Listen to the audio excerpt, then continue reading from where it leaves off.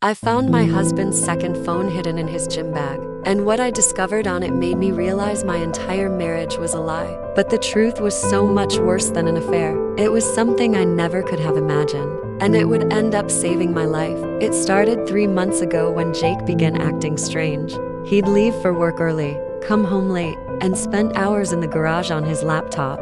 We'd been married for 8 years, together since college, and I thought I knew everything about him. He was a software engineer, quiet, predictable, the kind of guy who wore the same brand of jeans and ordered the same coffee every single day. But suddenly, he was different, secretive, nervous, always looking over his shoulder. One Tuesday morning, I was looking for my gym shoes in his bag because mine had a broken sole. That's when I felt it. A phone I'd never seen before. Not his iPhone with the cracked screen that he'd been meaning to replace. This was a Samsung, brand new, password protected. My heart started racing. Every cheating husband story I'd ever heard flashed through my mind. The late nights at work, the sudden interest in going to the gym, the way he'd started dressing better. I sat on our bedroom floor, hands shaking, trying to guess the password. I tried. Our anniversary, wrong. Our daughter Emma's birthday, wrong.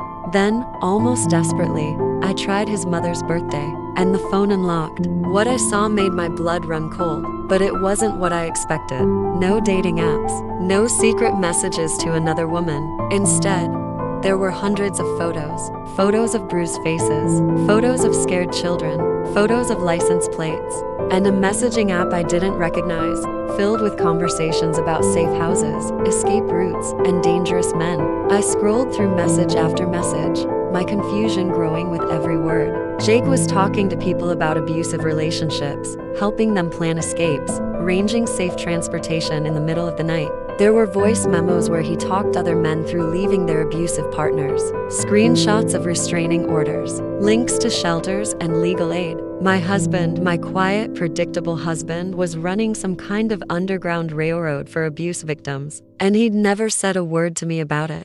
I confronted him that night when he got home. He walked into the kitchen, saw the phone on the counter, and his face went white. He didn't try to lie. He just sat down at the kitchen table and put his head in his hands. Then he told me everything. 5 years ago, his best friend from high school, Marcus, had been killed by his girlfriend. She'd been abusing him for years, beating him, controlling him, isolating him from everyone who cared about him. Marcus had tried to leave twice, and both times she'd threatened to accuse him of abuse, to destroy his career, to make sure no one believed him. The third time he tried to leave, she stabbed him 23 times, and she got away with it by claiming self-defense. Jake was the one who found him. He'd gone to check on Marcus after not hearing from him for 3 days. He found him bleeding out on his apartment floor, barely conscious, whispering that no one would believe him, that he'd tried to get help, but everyone just laughed. Marcus died in Jake's arms before the ambulance arrived, and the girlfriend walked free after 2 years in a minimum security facility. Jake said something broke in him that day. He realized that male victims of domestic violence had nowhere to turn, no one who took them seriously, no resources designed for them. So he started this network, quietly, secretly. He used encrypted apps, burner phones, fake names. He connected with other volunteers across the country.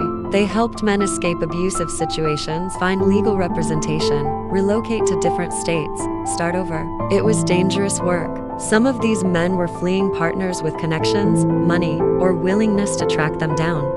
Jake had been doing this for 5 years, helping dozens of men escape, and he never told me because he was afraid. Afraid I'd make him stop. Afraid I'd think he was crazy. Afraid someone dangerous would trace it back to our family. I was angry, furious, not because of what he was doing, but because he'd lied to me for 5 years, because he'd put himself in danger without telling me, because he didn't trust me enough to let me in. We fought for 3 days. I slept in the guest room. I considered leaving, but then I couldn't stop thinking about Marcus, about all the men Jake had helped, about the photos I'd seen on that phone of people who looked grateful to be alive. And I realized something. I was proud of him, terrified, but proud. I told him I wanted in. He tried to refuse, tried to protect me, but I was insistent. If he was going to risk everything for this, then we were going to do it together. So he trained me, taught me the protocols, the safety measures, the encrypted communications. I started helping with logistics, finding safe houses, connecting victims with therapists who understood male abuse survivors. It became our secret mission. Our marriage transformed. We were partners in something that mattered. Then, 2 months ago, everything went wrong. Jake got a message from a man named David who was trying to escape his wife in Dallas. She was a prominent lawyer, wealthy and connected, and she'd been abusing David for 6 years. She controlled all their money, isolated him from his family, and regularly beat him, knowing no one would believe a 6'2" man was being victimized by his 5'4" wife. David was desperate to leave, but he was terrified she'd take their 2 sons and he'd never see them again. Jake arranged everything. A safe house in Colorado, a lawyer specializing in male victims, a new identity for David to start over. The extraction was supposed to happen on a Wednesday night while David's wife was at a conference in Houston. But something went wrong. David's wife came home early. She found him packing, and she called the police, claiming he was trying to kidnap their children. By the time Jake arrived at the meeting point, David wasn't there. Instead, Jake got a call from an unknown number. It was David's wife, and her voice was cold as ice. She told Jake she knew everything. She'd been tracking David's phone for weeks. She knew about the network, about Jake, and she had connections in law enforcement who could make Jakey's life very difficult if he didn't back off.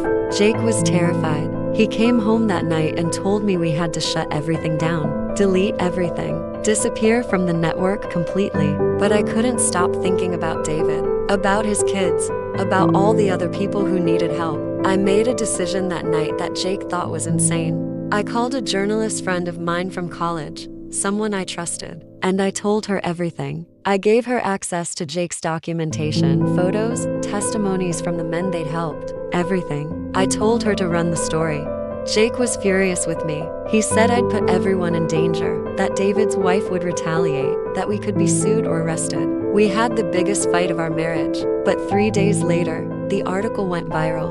National news picked it up. Suddenly, male domestic violence victims were all over the news. People were shocked to learn that men made up 30% of domestic violence victims, but only access 5% of resources. The story exposed David's wife, her abuse, her threats. Her law firm opened an investigation.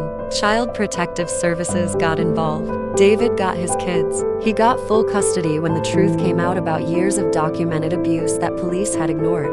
And David's wife lost everything: her career, her reputation, her control. She was eventually charged with assault and making false police reports. But more importantly, the story sparked a national conversation. People started advocating for resources for male victims. Shelters started opening men's programs. Jake's underground network didn't have to be underground anymore. 6 months later, Jake and I were invited to speak at a domestic violence prevention conference in Washington. We stood on that stage and told Marcus's story, told David's story, told the stories of the dozens of men who'd reached out after the article ran. We announced the creation of a nonprofit organization dedicated to male domestic violence victims, with proper funding, legal protection, and national partnerships. Jake cried as he dedicated it to Marcus, to the friend who died believing no one cared. The death threats started almost immediately, mostly from men's rights activists who thought we were soft, and from people who refused to believe men could be victims. We had to hire security. We had to move houses. Emma's school had to be informed. It was terrifying. But then the thank you messages started coming too. Men who'd escaped because of our network. Men who'd found the courage to leave after reading the article. Fathers who got to keep their children. Sons who got to grow up safe. Last week, we got a letter that made everything worth it. It was from Marcus's mother. She said she'd spent 5 years blaming herself, wondering what she'd missed, hating herself for not saving her son. But now she understood. Now she knew he'd tried. She knew the system had failed him, not the other way around. She thanked us for making sure his death meant something. She said Marcus would be proud. Jake carried that letter in his pocket for 3 days. Our marriage is stronger now than it's ever been. Not because everything is perfect, but because we're fighting for something bigger than ourselves. Jake still has nightmares about finding Marcus. I still get scared when he goes out on extractions, but we have each other, and we have this mission. We have hundreds of people alive today because someone finally listened, finally believed them, finally helped. I found that phone 3 months ago, thinking my husband was cheating. Instead, I discovered he was a hero, and the affair I was so afraid of turned out to be an affair with justice, with compassion, with the kind of love that saves lives. Every time I look at that Samsung phone now, sitting in our safe with years of evidence, I don't see betrayal. I see proof that one person who cares enough can change everything. Jake changed everything, and together, we're making sure no one else dies alone, like Marcus did, whispering that nobody believes them. The system failed him, but we won't fail anyone else.